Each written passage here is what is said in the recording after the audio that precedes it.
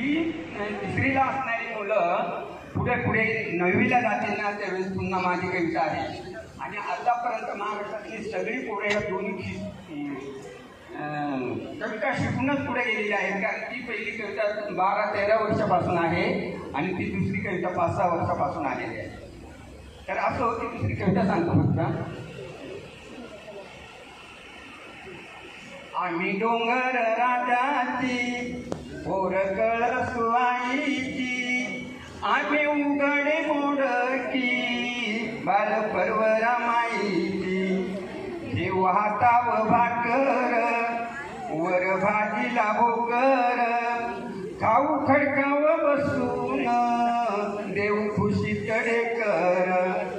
आम्ही वाघाच्या लवणाचे आम्ही वांदार नळीचे, गाव वहळा पल्लाड आम्ही उंबर माळीचे, खेळुटे कडी भोवती पळू वाऱ्याच्या संगती, वर पांघरू आभाळ लोलू तुम्ही वरती, थोडी आभाळ पिढीत दारू सिंहाच्या चालीत, हिंदू झाडा कड्यावरी बोलू पक्ष्यांच्या बोलीत, बस सूर्यावर सून पहू चंद्रा का हसून, बोलू बागती किंड्यासी नाचू गोंगडी निसून, आणि सशाच्या गाना जाऊ डोंगर यंगून, हात लावून गगना येऊ चांदण्या घेऊन,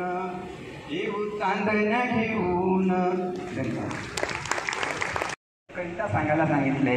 मी 5 मिनिटात 3 मिनिटात कविता संपवतो. कविता सांगतो त्यावर तुम्हा सर्वांचं आभार.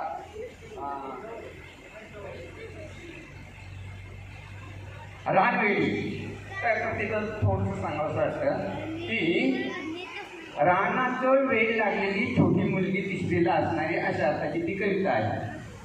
आणि कविता सांगतो बाकी सोपं येते, सहज समजते. गावाकडची भाषा आहे मात्र तिकडच म्हणजे आम्ही कौसुबाईच्या पायथ्याला गातो तिथल्या निसर्गाचं वर्णन अशा पद्धतीची कविता. बघा कविता अशी. पोर डोंगराव भाळली, पोर डोंगराव भाळली, त्याच्या नादी लागुनिया अक्षरानात पांगली, डोंगराव भाळली, रान गवताची फुलं तिच्या कानामंदी डुलं, अन जाईचा मोहर गळामंदी गळसर, आव टणटणी फुलली तिच्या नाकमंदी फुली, अन बुरांडीची फुलं 3 केसात माळली, डोंगराव भाळली, पोर माळावर खेळली अन वाऱ्या संग बोलली,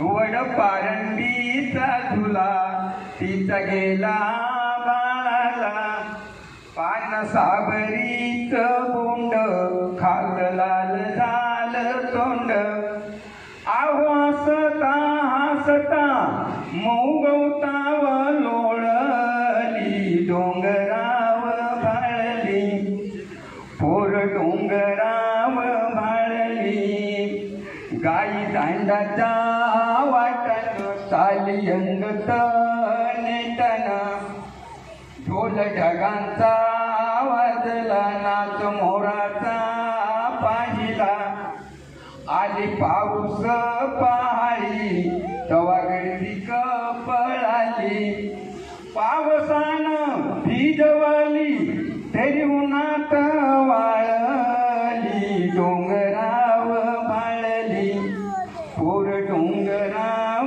भाळली. शेवटी कडवे बघा ते पुस्तकामध्ये नाही पण त्याच्यासाठी ती कविता लिहिली गेली. ती पोरगी मोठी होते, तिचं लग्न होतं आणि तिला दूर तिकडे शहरात किंवा मैदानी प्रदेशामध्ये दिलं जातं. का त्या डोंगराशी जेवढं तिनं त्या डोंगराकडे पाहत तिथल्या वनस्पती, तिथला निसर्ग पाहत ज्या संस्कारातून ती मोठी झाली त्याच्यापासून ती सुटते आणि मग काय अवस्था होते अशा अर्थाची शेवट करूया. तिचं मन डोंगरात तिला दिलं शहरात, आता गच्चीवर जाते दूर डोंगर न्याहाळते, त्याचा आठव येऊन येतो हुंद का दाटून, त्याला हात जोडताना दोन आसवे